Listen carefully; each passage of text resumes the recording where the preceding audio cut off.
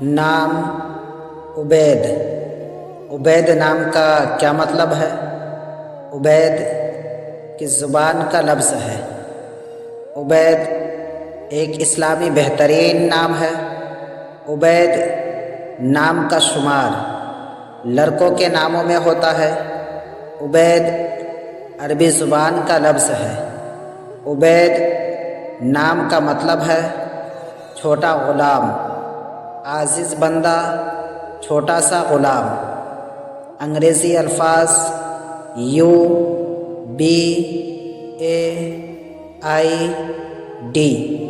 عبید، نام عبید، زبان عربی، اسم مصغر مذکر واحد، معنی چھوٹا غلام، عدد نمبر 5۔